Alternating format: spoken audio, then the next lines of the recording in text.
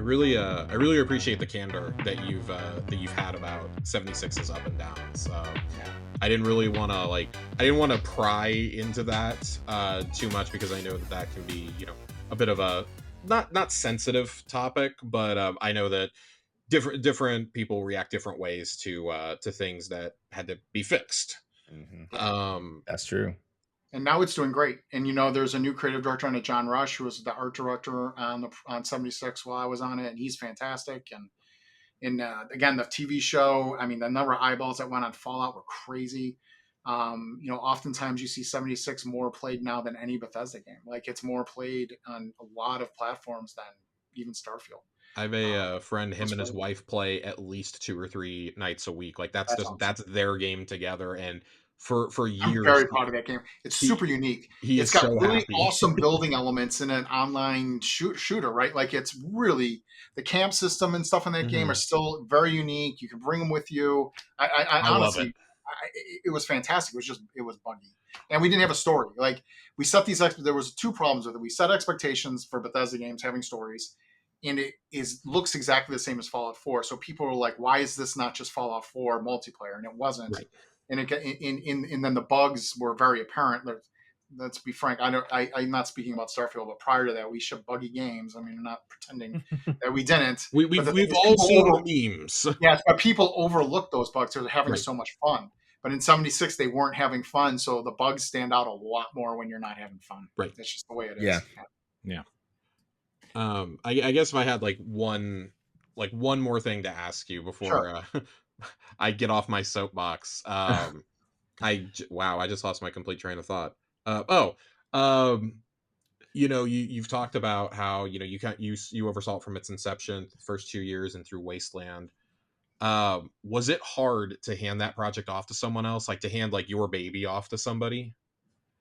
I guess it's not like a single player game. There's 2 sides to this too, right? Like, this will talk a little bit more about the games industry, and there's obviously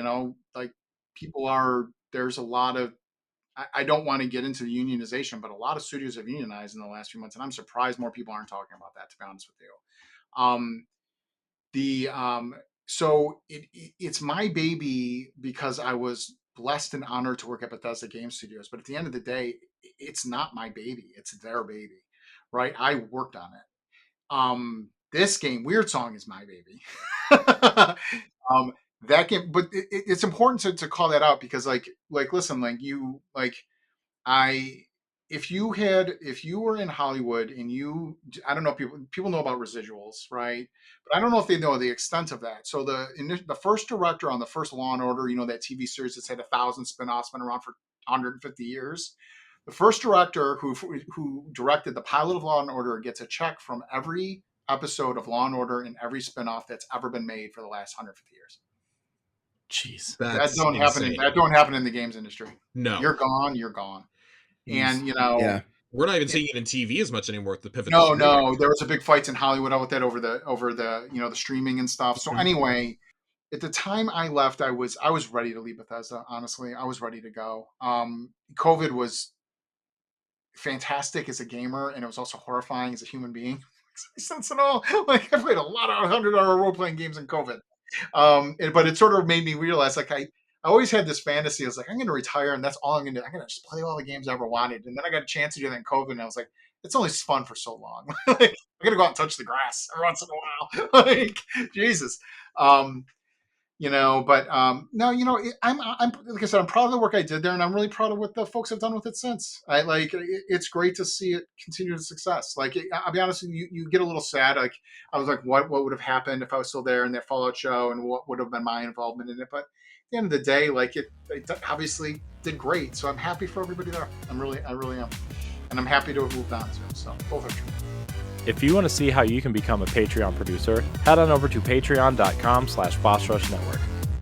The Patreon producers for this month are Adriel Munger, Austin Campbell, Celeste Roberts, Christian S., Sana Dierig, Francisco Santillan, Matthew Keel, and Todd Oxtra.